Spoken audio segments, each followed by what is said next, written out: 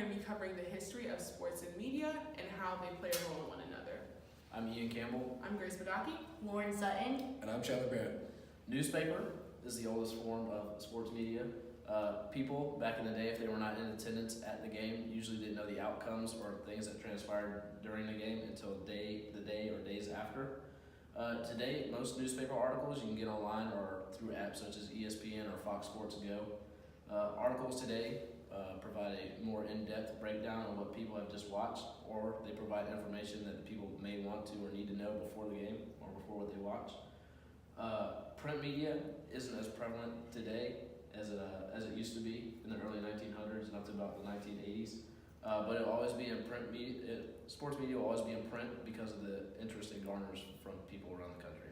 With the Roaring '20s came the interest in radio and the creation of it as well, but not everyone had the luxury of having access to radio, and neither could they afford it. So with that being said, while there was a live play-by-play on sports and what was going on in the sports games, not everyone knew about it.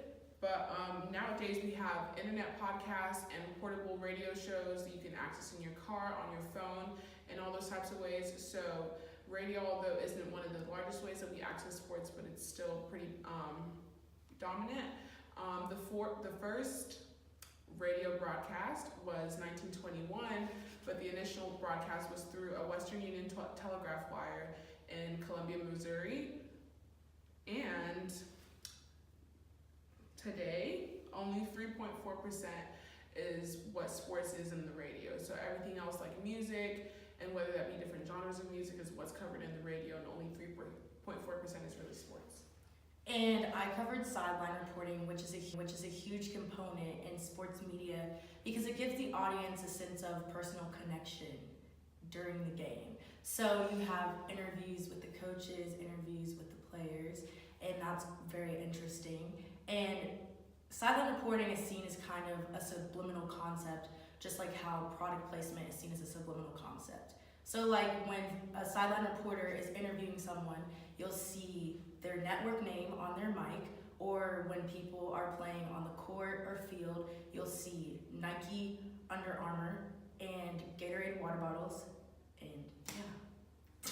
And lastly, we're looking at like the newest evolution of sports media. It's a great example of convergence. We see the streaming that now takes place through many multimedia devices such as your iPad, your iPhone, your laptop.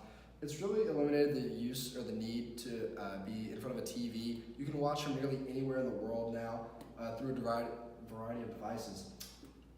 Also, fantasy sports have kind of made an interesting impact on how we view sports. So it makes fans feel a sense of commitment to a team or an investment to a team and the players on it. And it kind of makes you have an obligation to watch. And another interesting thing about like how we watch sports now is that less mainstream sports are viewed, but there's pay-per-view for it, so you have to pay extra and they're not broadcasted on normal networks. Overall though, as you can see, the history of sports media has changed so much and it's evolving faster than we can keep up with it, and who knows what the next 5 years will hold. Thank you for tuning in.